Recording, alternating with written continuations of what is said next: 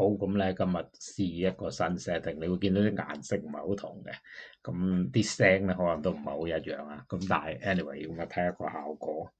咁就近來咧就開始去翻多少露營啦，咁特別咧去咗呢個荒島，咁啊玩下玩下咧就開始 coastal foraging。咁初初我就話 coastal foraging 咧淨係摸蜆啦，但係其實咧都可以包括咧做其他嘢。咁啊第二次咧仲玩埋 crabbing 添。咁之後其實咧都諗住試下釣魚啊，或者即係墨魚啊、八爪魚嗰啲，睇下搞唔搞到。咁啊，正當搞呢啲嘢嘅時候咧，大家咧就好開始擔心啦嚇，擔心啲咩咧？就係會唔會犯規嘅咁樣嚇？咁我哋咧呢啲人咧，即係好自律噶嘛。去露營之前咧會 check 呢度合唔合法啦。咁事實上英國大部分地方都唔得。咁蘇格蘭咧有 Land Reform Act，咁啊容許你有 right to roam，咁就可以露營嘅。咁只要咧 responsible，即係啲 flow trace 啊 whatever 嗰啲唔講啦。今次主要咧講 coastal foraging。咁啊守法依規矩更加重要咧，就係要行多一步，就係要愛護大自然啦。咁啊，千祈唔好嗰啲咩玩咩海鮮自由啊、濫捕啊、貪心啊、捉太多。咁我哋咧係 for recreational 嘅啫。咁所以咧你要了解啲法規。咁我 before 去之前咧，我已經 check 好晒啲法規先做呢啲嘢。我哋唔會話思考嘅。咁另外咧都要 step back，就係唔係淨係守法，更加要行多一步，就係保護生態環境。咁點解咁講咧？因為咧其實好耐之前啊，喺香港露營咧，有時啲溪咧見到有啲蝦啊或者魚仔咧，啊蝦有啲都幾大隻嘅，某地方嗰條溪咧啲蝦其實幾大隻，但係咧我都堅持唔好捉嘅。點解咧？因為溪澗嗰個生態鏈咧其實好薄弱嘅，絕對唔可以亂咁捕捉，因為你捉佢咧可能就滅族噶啦。所以千祈唔好亂嚟。咁啊，守法還守法，香港嗰啲法規咧就有香港法規，呢度咧有呢度法規。咁今次咧就主要講呢度。咁如果香港嗰啲咧就要自己 check 啦。咁其實香港有冇咧，我都唔係好肯定嘅。咁啊，但係呢度咧就肯定有。好啦，咁呢度咧主要講咩法規咧？即係譬如摸蜆咧，咁有 minimum landing size 嘅，咁即係話咧你要捉佢，你要攞嗰啲咧，其實有限 size 嘅嚇。譬如聖子啊，各樣嘢都有規定嘅。咁我就即係捉到嗰啲咁先認得啦嚇。你上網睇好多，其實都認唔到嘅，好坦白講。不過做幾次咧，你就知有咩品種會出現啦。咁你捉到嗰啲咧即係你見過邊幾種咧就知。咁譬如我哋第一次玩 crabbing 咧，就最多有一隻咧叫 saw crab。咁 saw crab 咧原來一隻入侵物種嚟嘅，咁啊全球都好多啊依家。咁嗰種蟹有咩特色咧？就係佢多得嚟，但係冇肉嘅，同埋唔大隻嘅。咁所以全世界咧都俾佢 dominate 晒。咁佢係一個強力嘅捕食者，咁啊細細隻冇肉食，咁啊最多捉到嗰啲。咁本地人咧如果捉到咧就會攞佢哋嚟blend 咗佢，即係打碎佢嚟做 crab stock 嘅啫，即係攞個味啊咁樣。咁變咗其實唔受歡迎。咁 crabs 即係已經唔覺意入咗正題啦。咁啊 saw crab 咧係冇限制嘅，捉幾多都得。總之個唯一底線咧就係第一個重要原則就係 recreational 咧就自己嘅啫。自己食自己捉自己食啊。咁呢個咧係大原則嚟嘅，送俾朋友都唔得嘅喎，因為送咧係好危險咁攞翻屋企自己嘅啫，personal consumption 啊。咁呢個叫 recreational 就唔係commercial，即係唔可以係商業嘅。好啦，咁講下 crabbing 先啦。咁第一種已經入咗正題啦，就係 saw crab。saw crab 咧其實基本上都即係蟹殼有少少高啦，極少啊。咁個肚啊有啲肉啦，咁啲槓啊爪咧基本上冇肉嘅。咁最 common 就係 saw crab。咁 saw crab 咧點樣認嘅咧？就係總之最多嘅就係佢啦。咁或者講多少少啦，saw crab 嗱，佢咧可以有幾種顏色嘅，深綠色啦，或者橄欖綠色，或者啡啡地色都得嘅咁就係咁啦。咁有咩特徵咧？最明顯咧，最科學嘅辨證方法咧，就係認佢咧個殼咧有幾個鋸齒嘅。咁就有5個明顯尖鋭嘅鋸齒，有3個咧就喺眼窩之間，即係兩隻眼。另外5個咧就喺眼側咁樣。咁你就即係分辨到噶啦。咁啲腳咧全部都係溜溜瘦瘦啦嚇，隻港咧就好鬼 aggressive 嘅，咁就冇 minimum landing size 啊，任族啊，極為普遍，繁殖能力極強啊，甚至係話入侵物種嚇，咁即係話咧破壞生態鏈就係佢啦，咁佢冇肉嘅，咁所以咧就即係冇乜人捉啊，咁所以都引致佢太過泛濫。咁另一隻咧就係、我哋上次捉到少少嘅嚇，好少，其實主要全部咧 saw crab，所以我哋放翻晒咁滯嘅。咁第二隻咧叫 Fable，係啦，定係 Forfab，我都唔記得點讀啊。我睇 Fish Locker 嗰個 YouTube channel 咧就知啊。咁啊游水蟹，咁啊特別最大特徵咧就係佢最尾嗰隻腳咧係進化到咧扁平啊，就係、是、貨游水嘅。咁另外容易認咧就係佢對眼咧係鮮紅色嘅。咁呢隻咧就開始有肉食㗎啦，呢隻係唔錯嘅。咁但係咧就本地人咧都麻麻地嘅，Fish Locker 都掉晒佢。咁點解咧？因為你捉嘅時候咧，其實係限住每個人幾多隻嘅。咁變咗呢一隻咧，其實唔最吸引咧，好多人都放咗佢算。咁呢隻蟹咧就唔會好大嘅啫。咁但係 minimum 嘅 landing size 咧就係7cm 啊，7cm 咧就係當個殼嘅啫，唔計啲腳嘅咁樣。係啦，咁真正比較吸引啲咧就有兩種，一種咧叫 brown crab 或者叫 edible crab，即係食得嘅蟹。咁佢就啡色咁樣啦。咁你見到你知道幾大隻㗎啦。我哋未試過捉到啊。咁就minimum landing size 咧係15cm 嘅，15cm，咁所以都幾大隻啊，半尺咁樣。咁就基本上就係咁啦。咁另外咧有一隻咧就發夢啊，應該都好難捉到嘅，就係蜘蛛蟹 spider crab。咁聽講都唔係太少嘅。咁啊最細咧就要13cm 啊。咁啊捉蟹咧就好多時候咧，咁啊我哋上次用蟹籠啦，咁另一個方法咧就係反起個石灘嗰啲石頭，咁啊好多匿喺下邊，咁啊 saw crab 基本上你咁樣就咁徒手你捉到10幾隻可以。咁所謂徒手就係小心俾佢夾親啦。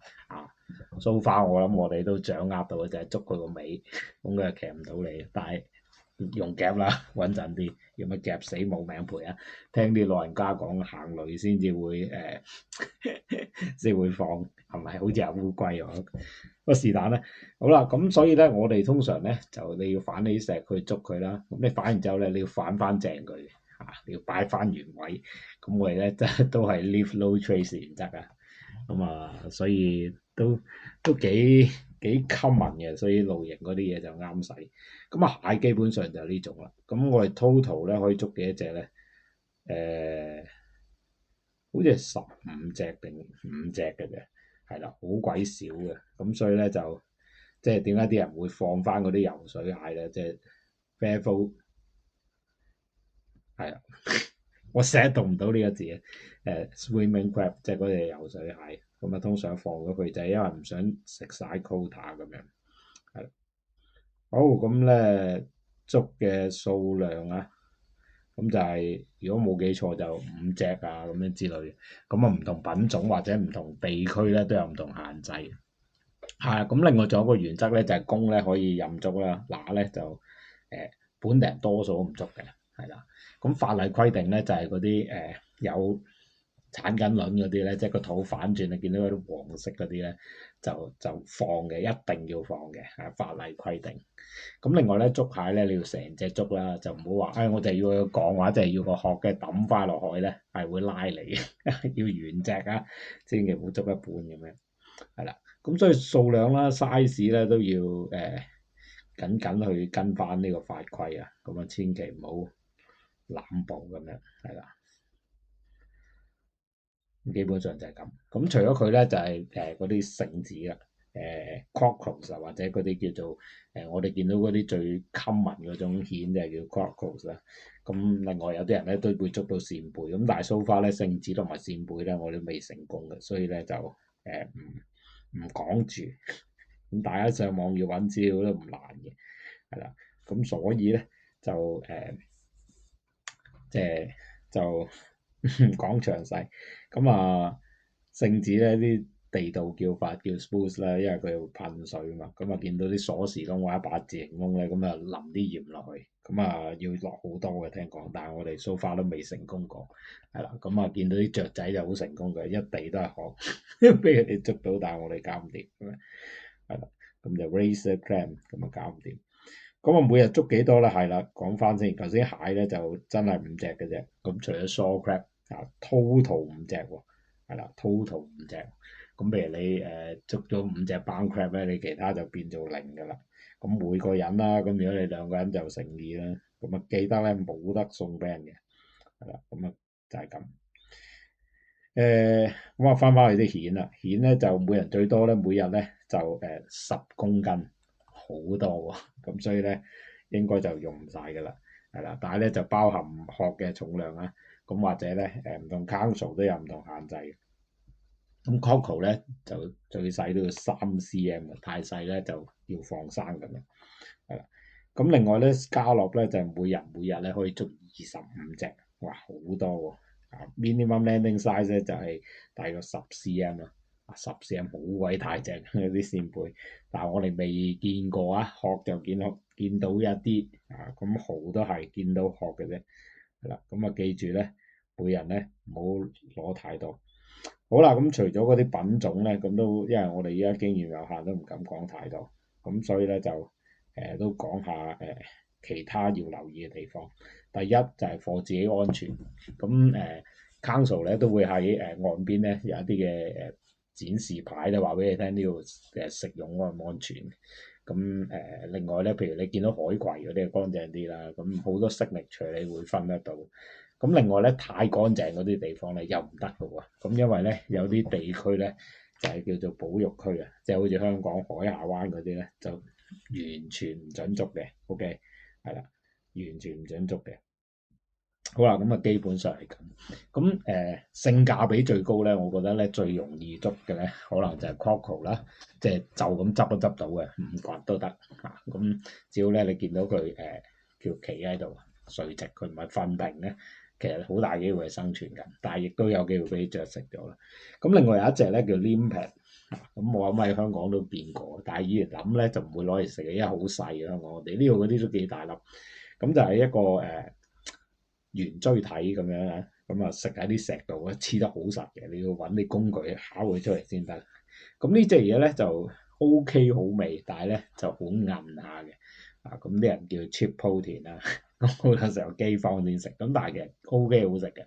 咁呢個露營加少餸咧有個咩好處咧就係你煮熟咗佢之後咧，搣咗佢嗰啲腸嗰部分出嚟之後，其實你唔使吐沙咧都可以即刻食到，咁都幾鮮味嘅其實嚇。咁仲有一個好處好重要咧，就係冇 minimum landing size 係啦，亦都冇話限幾多隻嘅，冇 bed limit 嘅。即係幾多得，咁但係咧又係要愛護大自然啦，因為 limpet 咧係黐附喺啲岩石上面咧，就一路爬行去食嗰啲石頭上面嗰啲微生物為主嘅。咁正因為呢個原因咧，佢哋唔係過濾性咁樣去食嗰啲嘢，係啦。咁佢哋即係個水質同佢嗰個肉質咧嗰個嘅含菌啊，或者嗰啲重金屬嗰啲咧就冇關嘅，所以呢隻嘢咧其實幾好嘅。我哋成日話打仗攞嚟食啊，咁啊 limpet 咧就基本上有你㗎啦。咁但係咧你都要愛護生態環境啦。咩意思咧？就係頭先話佢清潔嗰啲石頭嗰啲微生物啊嘛。咁所以咧，如果你哇見到一嚿石有好多，你又捉晒佢咁啊大鑊啦。咁嗰嚿石以後就冇人清潔㗎啦。嗰個係清道夫嚟嘅。咁但係佢唔係清啲重金屬啊，所以 OK，佢係清微生物。係啦，所以乾淨。咁我哋就唔會過度啦。咁譬如每一嚿石，你見到有10幾廿隻，其實好多嘅，因為太韌啦，冇乜人中意食。咁就你唔怕韌嗰啲咧，其實係好嘅，好味嘅。咁你每一嚿石咧，可能捉幾粒咯，咁啊分散投資，即係唔好斷咗佢生態鏈咯。簡單啲講，係啦。咁基本上就係咁啦。咁啲自然保育區就要識分啦。嗰啲叫SSSI 係啦，Special Scientific Value 嗰啲咁嘅 location 咁就唔好搞啦，全部都唔好搞，係啦。咁啊特殊科學價值地點啊，咁啊唔好搞佢。我哋咧要好文明，唔係淨係法規啊咁樣，係啦。咁所以咧crabbing 咧就係呢排即係新試嘅嘢。咁嚟緊咧睇下會唔會試下釣魚先。咁其實我細個都有釣魚，咁但係咧荒廢咗好多年，同埋呢度咧應該好唔同玩法咁樣。不過最大問題係咩咧？就係我麻麻地食魚，所以唔釣魚。係啦，咁就係咁啦。咁啊，今日即係散散亂亂都同大家分享下，亦都即係整理下自己睇咗嘅嘢啦嚇。咁啊，綜合下，咁啊出發前了解規矩，即係譬如你諗住露營喎，咁啊要 check 下規矩啦。香港要指定露營地點啦，呢度就唔使嘅，係啦。咁啊，嗰條 general rule 就係距離 main road 一個 mile 咧就可以㗎啦。咁但係呢個都唔係 strict 嘅。咁你見到本地人去得嗰啲位就去啦。咁同埋唔好留咁長，人數少 group of 2-3個人咁樣，咁其實係絕對 OK 嘅。咁啊留最多2晚好似係啦。咁露營要 check 啦，地方要 check 啦，保育區唔可以露營啦。係啦，咁啊唔好，雖然話有 right to roam，但係保育區都係唔得。咁另外如果做 foraging 咧，割韭菜啊，之前都有講啊，咁啊呢度唔重複。咁譬如海洋生物，咁又有海洋生物嘅規矩。咁啊規矩以後褪下一步就係要知道咧本地嗰啲法規同埋啲禮貌，即係譬如有產緊卵嗰啲乸咧就唔捉，咁就法例唔俾啦。但係我哋褪下一步咧，就好多人乸都唔捉嘅，或者會捉到3隻先要一隻咁樣。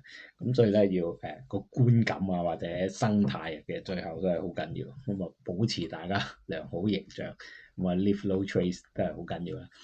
咁啊譬如話捉蟹，你唔會淨係攞晒啲槓啦嚇，呢啲即係人性嘅嘢，即係自己知嘅，唔好太過分啊！捉嘢都係即係唔好喺同一個位就滅族嚇，咁啊要留生口，咁啊持續發展，咁就係咁。